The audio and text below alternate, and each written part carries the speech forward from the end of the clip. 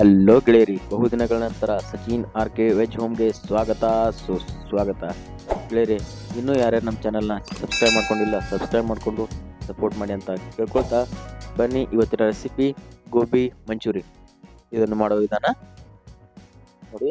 ನಾನು ಒಲೆ ಮೇಲೆ ಒಂದು ಕಡಾಯಿನ ಇಟ್ಕೊಂಡಿದ್ದೀನಿ, ಅದಕ್ಕೆ ನೀರನ್ನು ಹಾಕ್ತಾ ಇದ್ದೀನಿ.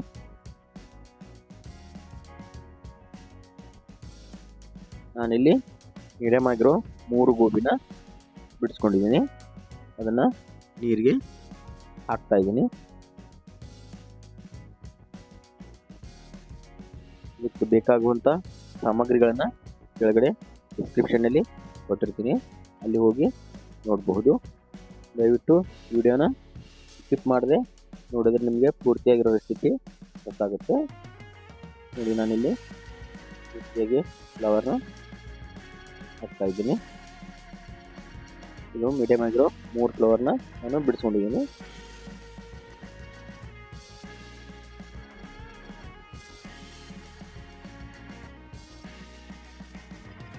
ಇದಕ್ಕೆ ನಾನು ಸ್ವಲ್ಪ ಸ್ಪೂನ್ ಹಾಕ್ತಾ ಇದ್ದೀನಿ. ಇದನ್ನ ಒಂದು 5 ನಿಮಿಷ ಬಿಸಿ ಮಾಡ್ಕೋಬೇಕಾಗುತ್ತೆ. ನೋಡಿ, ಇವಾಗ 5 ನಿಮಿಷ ಆಗಿದೆ. ಇದನ್ನು ನೀರನ್ನ ಚೆನ್ನಾಗಿ ಚಾನ್ಸಿ ಒಂದು ಹಿಟ್ಟಿಗೆ ತೆಗಿತಾ ಇದ್ದೀನಿ. ಇದನ್ನ ತುಂಬ ಹೊತ್ತು ಬಿಡಿಸ್ಕೊಳ್ಳೋಕ್ಕೆ ಬಿಟ್ಬಿಡಿ, 5 ನಿಮಿಷ ಸಾಕಾಗುತ್ತೆ. ಈಗ ಅದಕ್ಕೆ ರುಚಿಗೆ ತಕ್ಕಷ್ಟು ಉಪ್ಪು, ಅರ್ಧ ಟೀ ಸ್ಪೂನ್ ಖಾರ ಪುಡಿ, ಒಂದು ಅರ್ಧ ಟೀ ಸ್ಪೂನಷ್ಟು ಧನಿಯಾ, ಅರ್ಧ ಟೀ ಸ್ಪೂನಷ್ಟು ಅರಿಶಿನ ಪುಡಿ,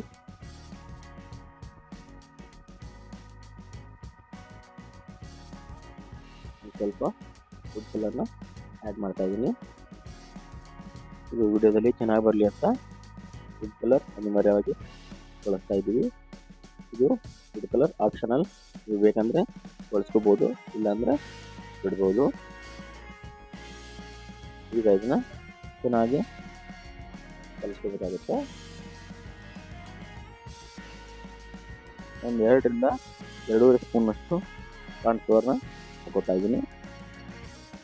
ಇದಕ್ಕೆ 1 ಸ್ಪೂನಷ್ಟು ಮೈದಾನ ಹಾಕಿ ಇದನ್ನು ಚೆನ್ನಾಗಿ ಸ್ವಲ್ಪ ಕೈಗೆ ನೀರು ಹಚ್ಕೊಂಡ್ರೆ ಇದು ಈ ಥರ ಆಗುತ್ತೆ.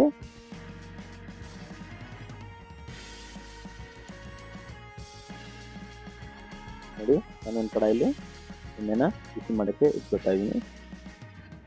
ಇವಾಗ ಒಂದು 5 ನಿಮಿಷ ಆಗಿದೆ, ಎಣ್ಣೆ ಕೂಡ ಬಿಸಿ ಆಗಿದೆ. ಎಣ್ಣೆ ತುಂಬ ಜಾಸ್ತಿ ಕಾಯಿಸ್ಕೊಬಿಡಿ. ಇವಾಗ ನಾನು ಇದಕ್ಕೆ ಗೋಬಿನ ಹಾಕ್ತಾ ಇದ್ದೀನಿ.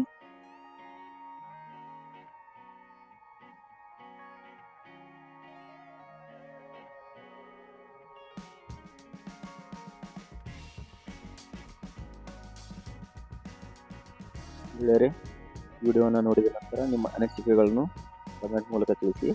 ಹಾಗೆ ನಿಮಗೆ ಯಾವುದಾದರೂ ರೆಸಿಪಿಗಳು ಬೇಕಾದಲ್ಲಿ ಕೆಳಗಡೆ ಕಮೆಂಟ್ ಮೂಲಕ ತಿಳಿಸಿ ಅಂತ ಈ ಮೂಲಕ ಕೇಳ್ಕೊತಾ ಇದ್ದೀನಿ. ನೋಡಿ, ಈಗ ಒಂದು 3 ರಿಂದ 4 ನಿಮಿಷ ಆಗಿದೆ. ನೋಡ್ತಾ ಇರ್ಬೋದು, ಕಲರ್ ಕೂಡ ಯಾವ ಥರ ಚೆನ್ನಾಗಿ ಬಂದಿದೆ ಅಂತ. ಇದು ತುಂಬ ಕ್ರಿಸ್ಪಿಯಾಗಿ ಬಂದಿದೆ.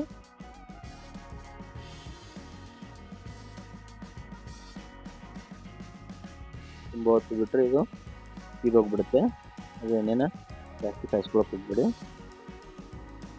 ಈಗ ಗೋಬಿ ಆಗಿದೆ, ಇದನ್ನ ಒಂದು ಬಿಟ್ಟಿಗೆ ಇಡ್ತಾ ಇದ್ದೀನಿ.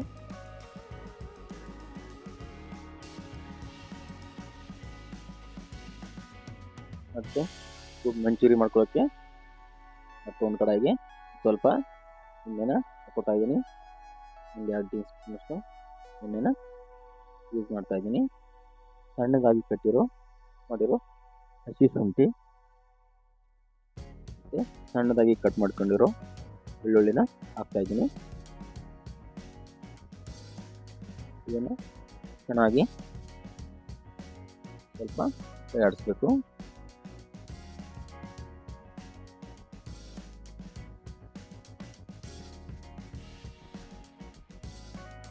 ಇದನ್ನು ನಾನು ಮೀಡಿಯಂ ಫ್ಲೇಮಲ್ಲಿ ಮಾಡ್ತಾ ಇದ್ದೀನಿ.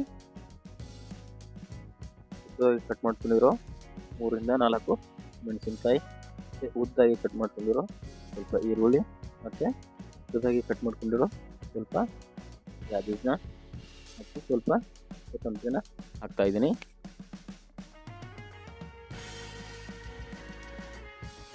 ಇದು ಪರ್ಫೆಕ್ಟಾಗಿ ಗೋಬಿ ಮಂಚೂರಿ ಮಾಡುವ ವಿಧಾನ. ಇದೆಲ್ಲ ಆದಮೇಲೆ ಇದಕ್ಕೆ ಒಂದು ಅರ್ಧ ಟೀ ಸ್ಪೂನಷ್ಟು ಶುಂಠಿ ಬೆಳ್ಳುಳ್ಳಿ ಪೇಸ್ಟ್ನ ಯೂಸ್ ಮಾಡ್ತಾಯಿದ್ದೀನಿ.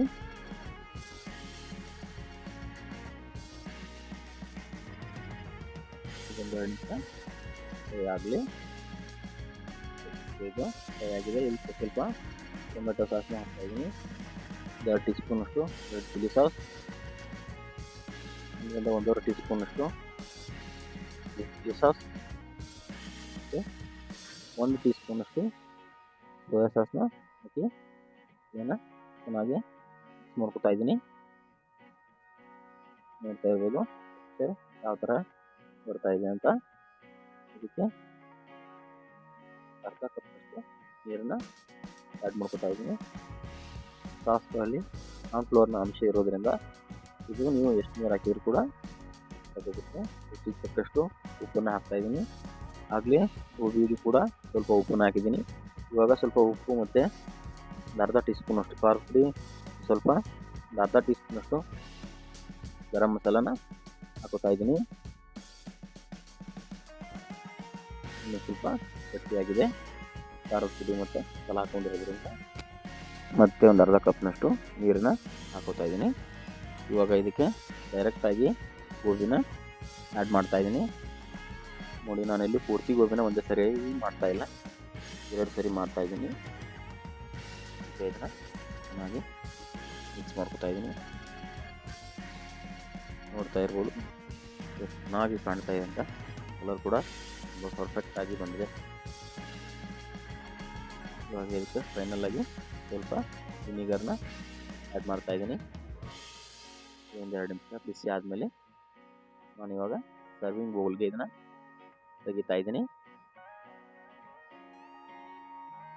ನೋಡ್ತಾ ಇರ್ಬೋದು ಗೋಬಿ ಎಷ್ಟು ಚೆನ್ನಾಗಿ ಬಂದಿದೆ ಅಂತ. ಸ್ವಲ್ಪ ಮೇಲ್ಗಡೆ ಕ್ಯಾಬೇಜ್ನ ಹಾಕಿಬಿಟ್ಟು ಡೆಕೋರೇಟ್ ಮಾಡಿದರೆ ಬಿಸಿ ಬಿಸಿಯಾದ ಕ್ರಿಸ್ಪಿಯಾಗಿರೋ ಗೋಬಿ ಮಂಚೂರಿ ತೆಗೆಯಲು ಸಿದ್ಧವಾಗಿದೆ. ಹೆಚ್ಚಿನ ವಿಡಿಯೋಗಳಿಗೆ ಶೇರ್ ಮಾಡಿ, ಲೈಕ್ ಮಾಡಿ ಮತ್ತು ನಮ್ಮ ಚಾನಲನ್ನು ಸಬ್ಸ್ಕ್ರೈಬ್ ಮಾಡಿ. Thank you for watching.